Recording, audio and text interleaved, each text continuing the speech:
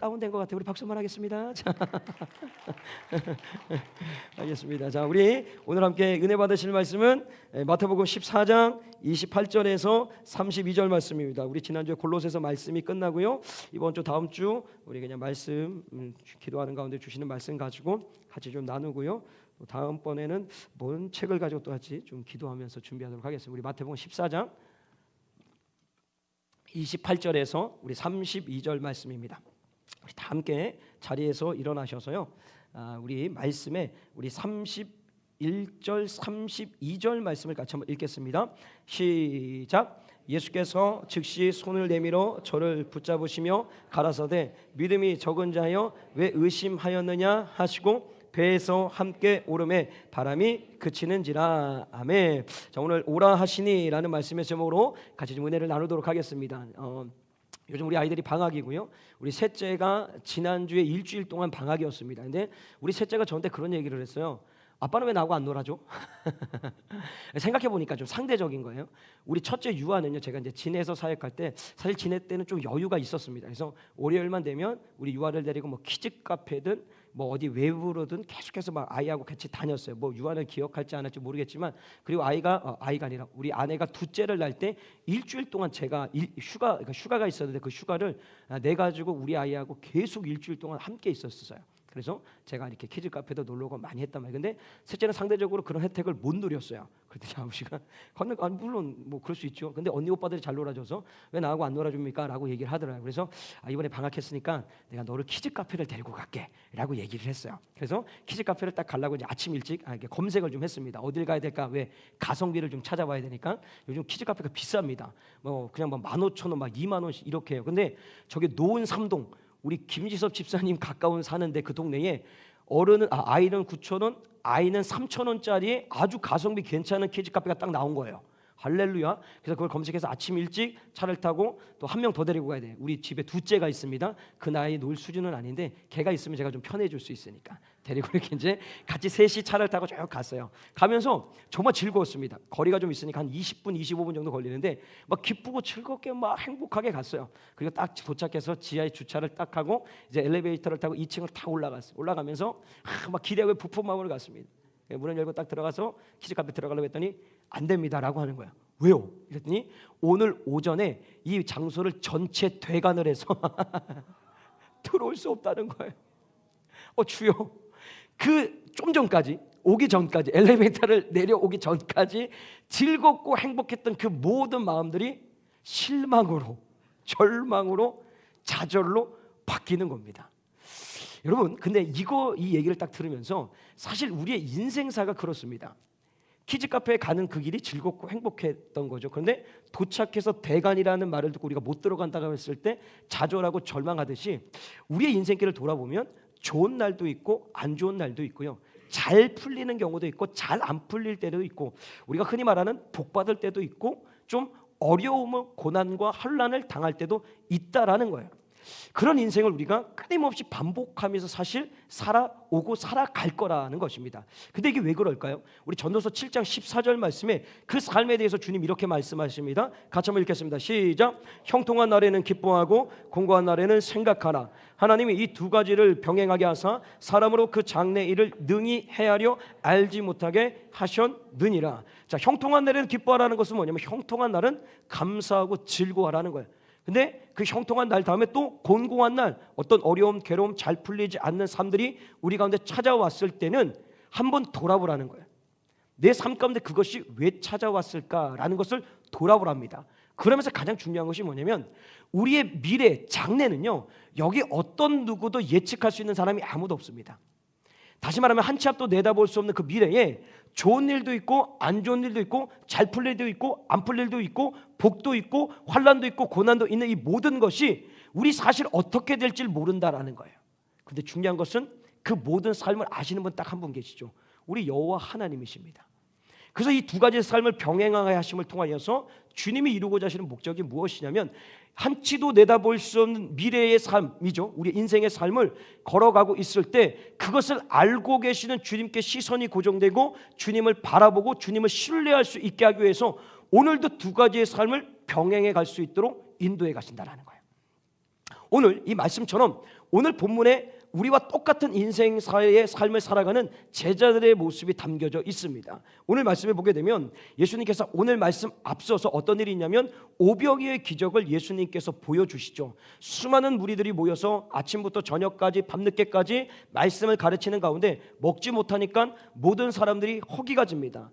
허기짐을 통해서 예수님께서 어떤 은혜를 주시냐면 보리떡 5개와 물고기 2마리로서 말씀해 보게 되면 남자가 5,000명을 먹였다. 그러면 아이, 여자, 노인에 이르기까지 합치면 최소 10,000명이 넘는 사람들이 보리떡 5개, 물고기 2마리를 가지고 먹고 마심을 통해서 배가 부르고 12광주리가 남는 어떤 기적의 은혜를 제자들과 무리들이 누리게 되었다라는 거예요.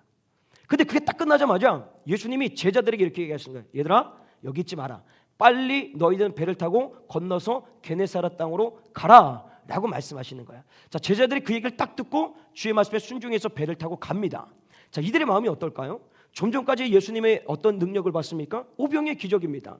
그 기적을 통하여서 이 평생을 살아오는 어부, 참 우리나라로 얘기하면 주목받지 못하고 인정받지 못하고 좀 허름한 사람, 그중엔 마태라는 세리도 있지만 그는 죄인 취급받았던 인생들이죠. 근데 그 인생들이 10,000명이 넘는 사람들에게 주목을 받기 시작합니다.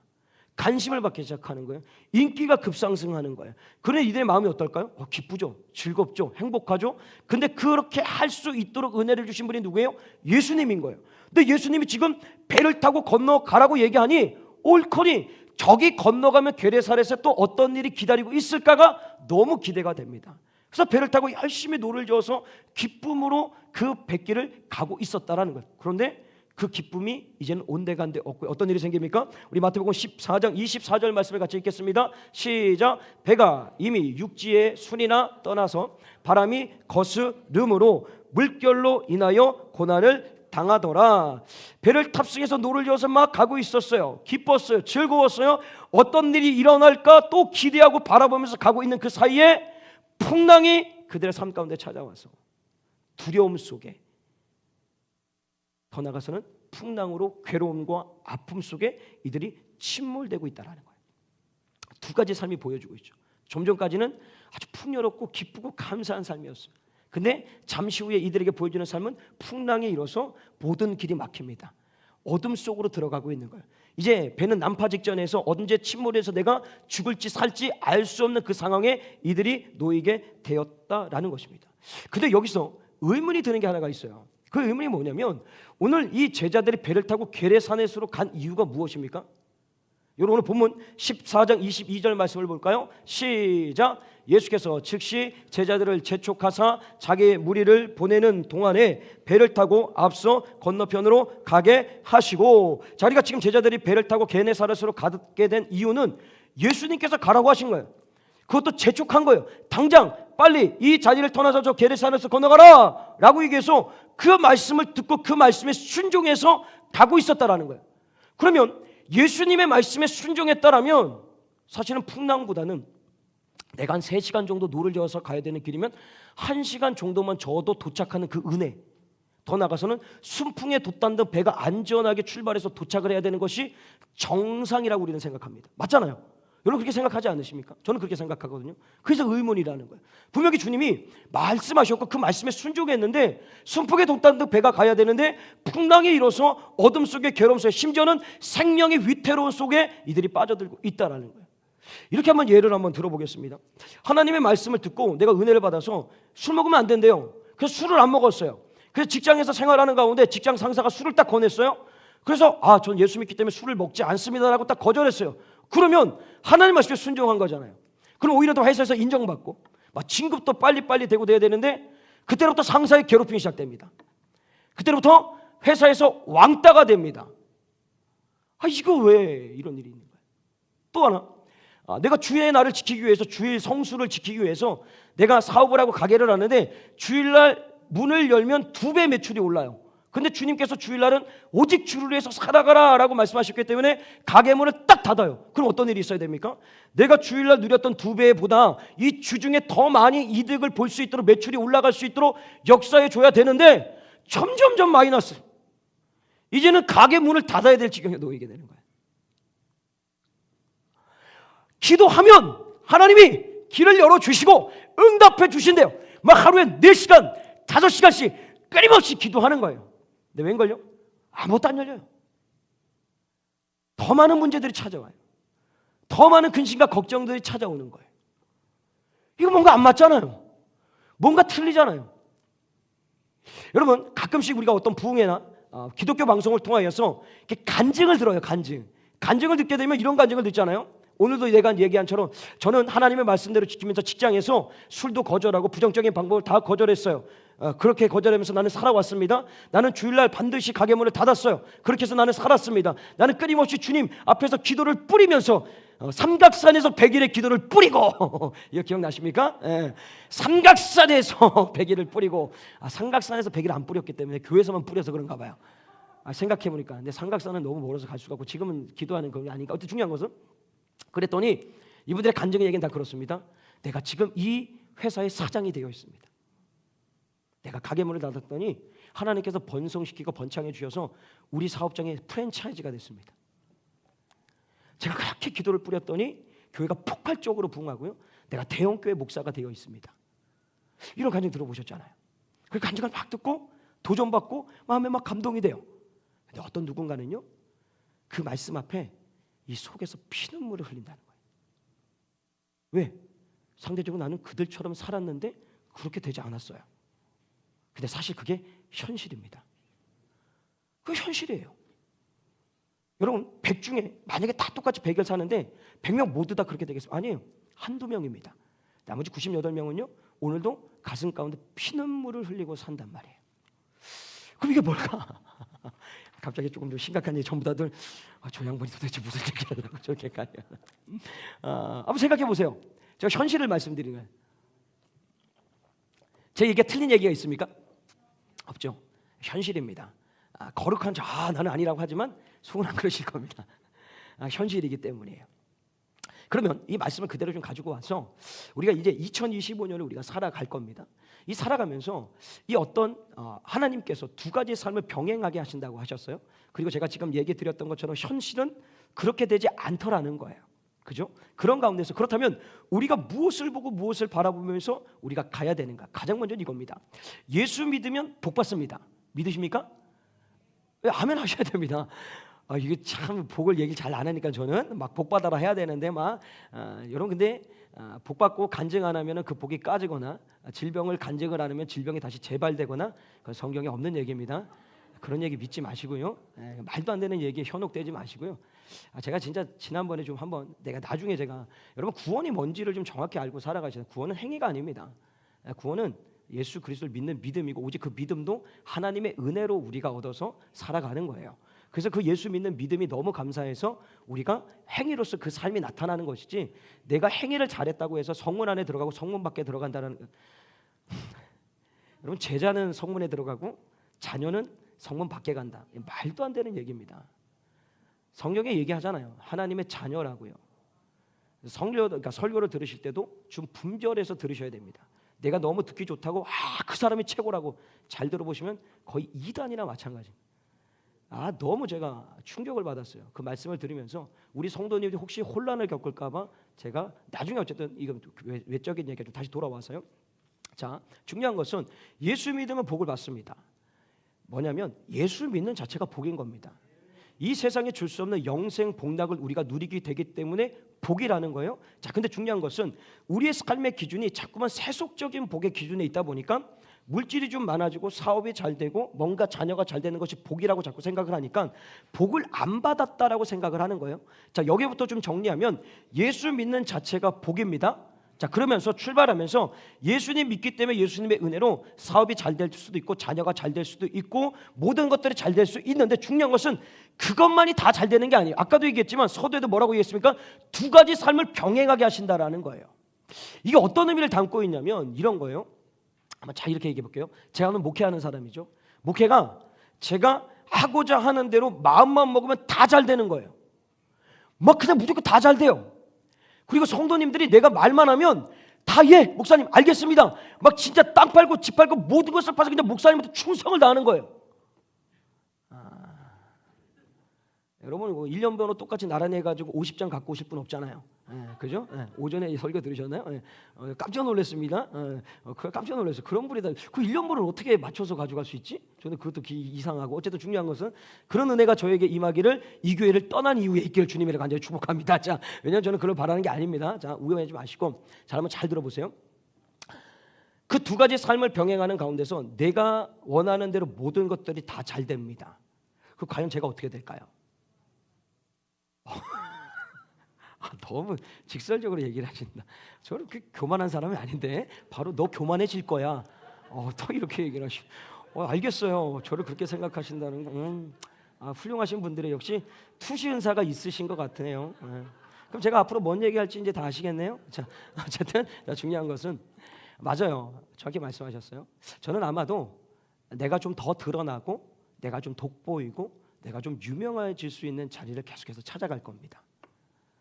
더 나아가서는 그러다 보면 시간이라는 것들이 많은 것들이 소요가 되겠죠. 소요가 되겠죠. 그래서 내가 하나님을 찾는 시간이 줄어들 거고, 더 나아가서는 기도하는 시간은 점점점 줄어들 것이죠. 그리고 결국 여러분들이 말했듯이 저의 마지막 자리는 교만의 자리에 놓여 있을 거라는 거예요. 그러니까 오늘 주님이 우리의 삶 가운데 계속 좋은 일만 주시면 좋은데, 풍랑이란 삶을 통하여서 진짜 간증하는 사람들처럼 나도 그렇게 되면 좋은데 그렇게 되지 않는 이유 중에 하나가 무엇이냐면, 내가 잘 되든 못 되든지 간에, 다시 말하면 잘 되는 것도 하나님의 은혜고 못 되는 것도 하나님의 은혜고, 더 나아가서는 잘 될 때도 하나님을 찾고 못 될 때도 이 못한 것을 벗어날 수 있도록 하나님을 찾게 하기 위하여서 그 삶을 살게 하신다는 거예요. 매일 형통하면 절대 하나님 찾지 않습니다. 등 따시고 배부르면 기도하지 않습니다. 여러분, 한국교회 기도가 침몰한 이유가 무엇입니까? 너무 폭발적으로 부응했기 때문입니다. 그리고 지금 먹고 사는 게 너무 편해졌기 때문입니다. 그래서 기도하지 않는 거예요. 그리고 하나님은 그걸 인간의 죄성을 알기 때문에 우리 가운데 풍랑의 삶도 주시고 복된 삶을 주셔서 그것을 병행하면서 끊임없이 하나님을 찾고 하나님과 교제하기 위해서 그 삶을 살게 만들어 가신다라는 거예요. 하나 더요. 그 과정이라는 거, 다시 말하면 이 풍랑이라는 것을 내가 겪어갈 때 이 풍랑에서 우리는 벗어나고 싶지 않습니까? 여러분, 그렇지 않습니까?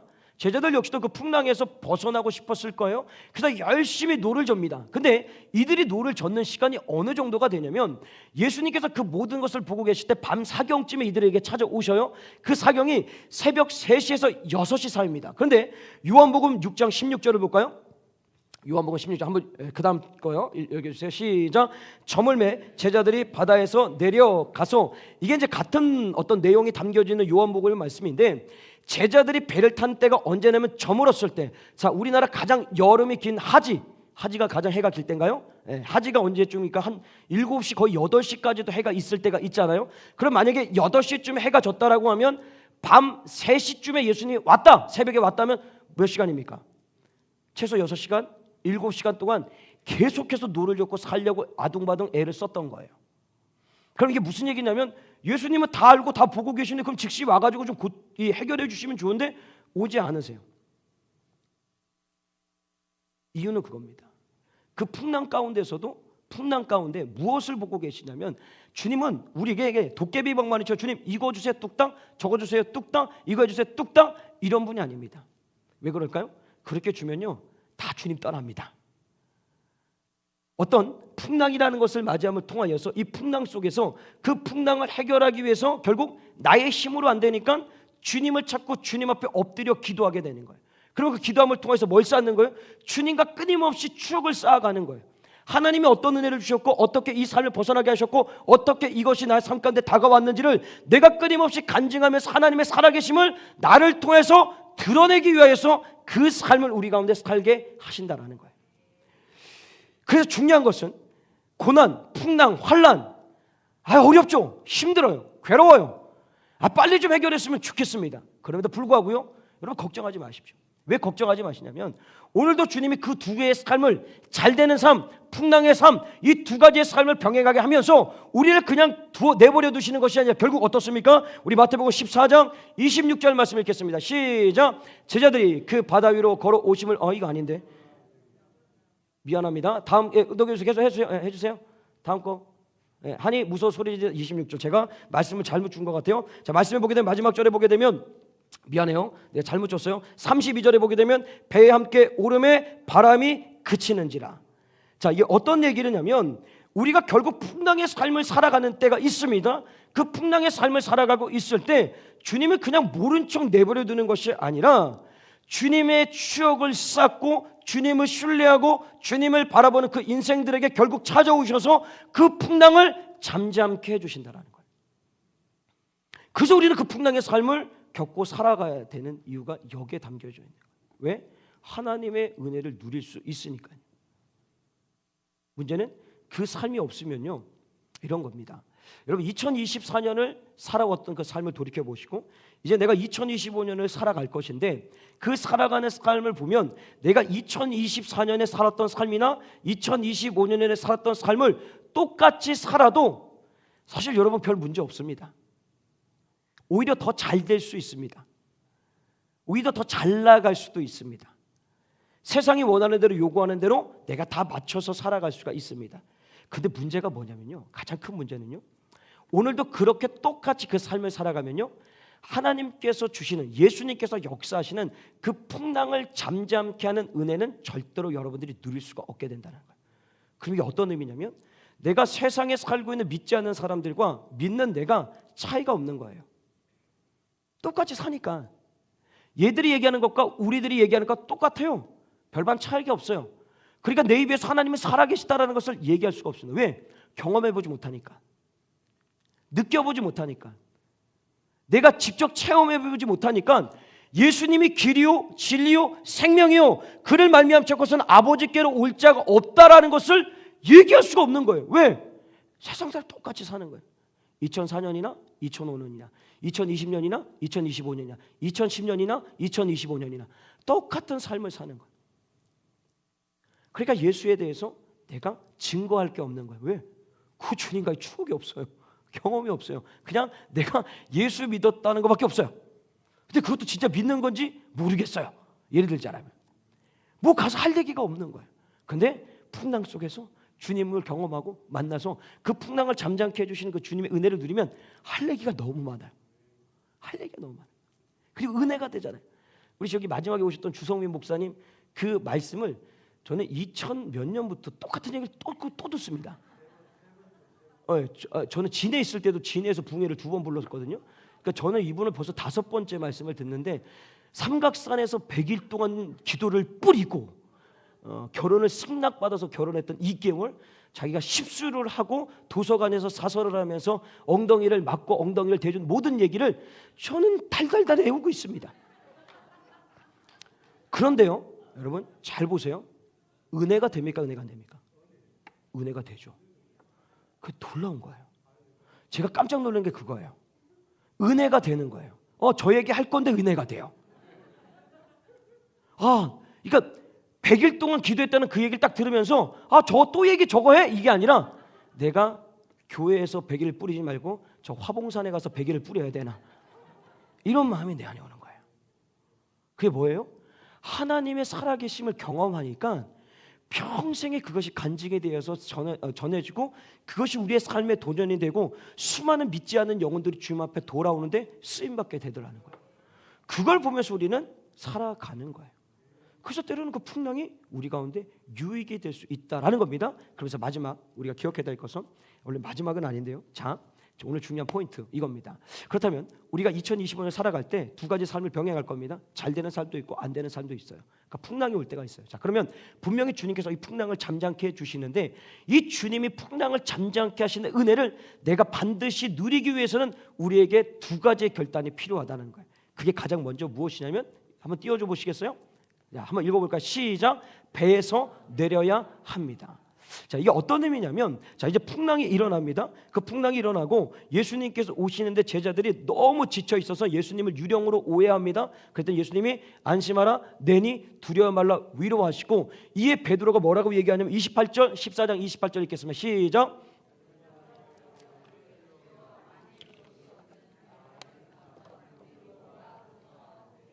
자, 예수님께 요청하죠. 저를 무리로 좀 걸어오게 할 수 있도록 역사해 주십시오 라고 얘기합니다. 그때 예수님 말씀하십니다. 14장 29절 시작. 오라 하시니 베드로가 배에서 내려 무리로 걸어서 예수께로 가되, 예수님이 부르셔요. 그래서 베드로가 그 무리를 걸어갑니다. 자, 여기서 여러분들이 베드로라고 생각하시고요, 두 가지를 선택을 할 수가 있습니다. 예수님 말씀하신 대로 내가 믿음으로 배에서 내려 무리를 걸어가든지, 아니면 지금 풍랑이 일고 있어서 내가 발을 담그는 순간 침몰돼서 내가 죽을 수 있다는 어떤 의심 때문에 그냥 배에 머물러 있든지, 자, 두 가지를 선택할 수가 있는 거죠. 그렇다면 여러분들은 무엇을 선택하시겠습니까? 모두 다 베드로를 선택하죠.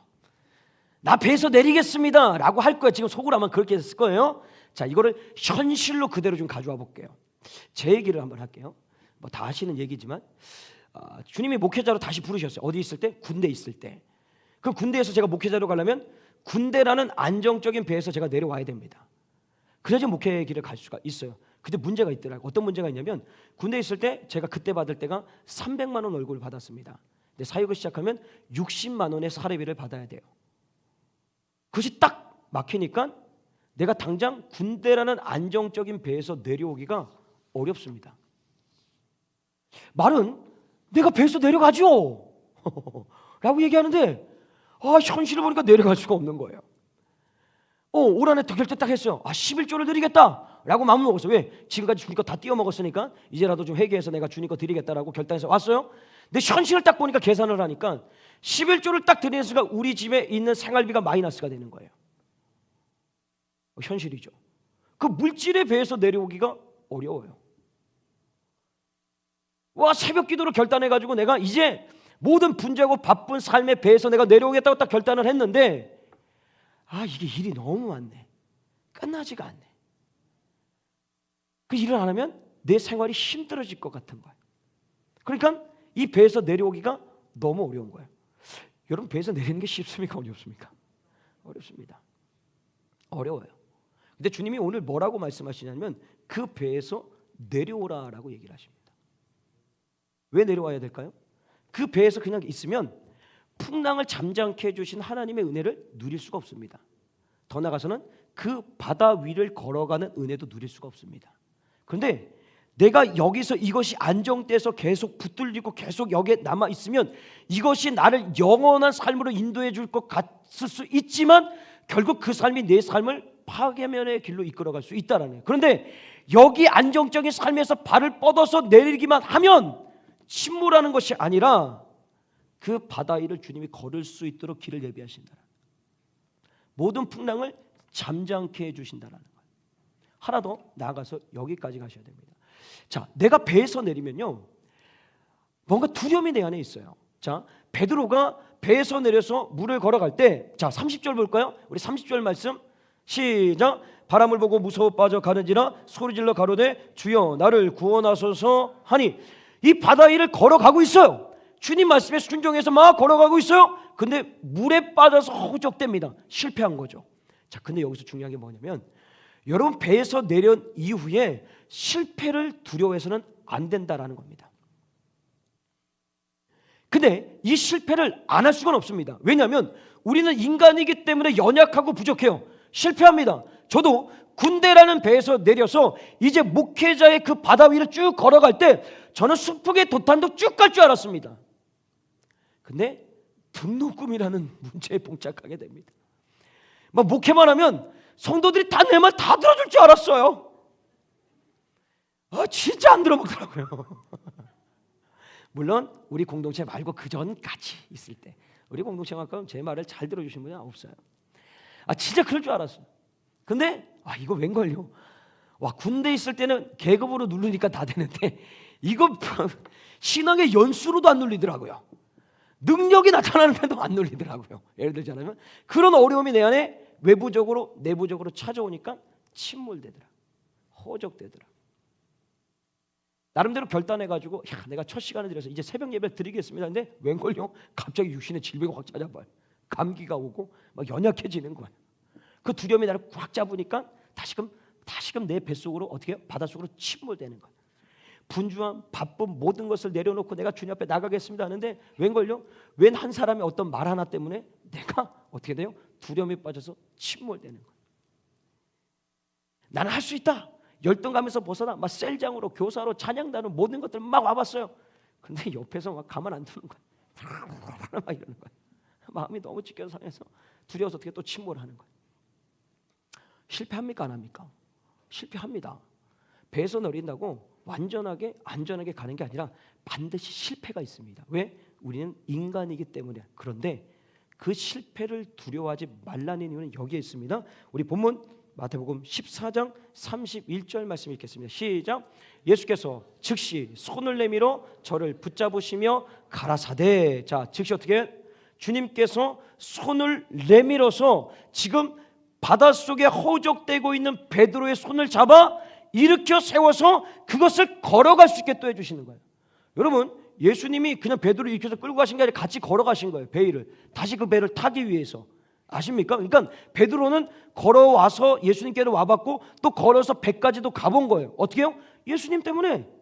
예수님 때문에 나와서 걸어갔다는데 침몰이 됐어요. 왜? 외부적인 작용 때문에. 근데 거기서 끝난 것이 아니라 예수님이 즉시 손을 내밀어서 그를 잡아 일으켜 세우셔서 다시 그 배를 걸어갈 수 있도록, 물을 걸어갈 수 있도록 주님께서 역사해 주셨다는 거예요. 그럼 여러분 이걸 믿으셔야 되는 거예요. 배에서 내려오는 것을 두려워하지 마십시오. 실패를 두려워하지 마십시오. 그 내리는 순간에 주님께서 물 위를 걷게 하시고, 아니 이런 것도 있죠.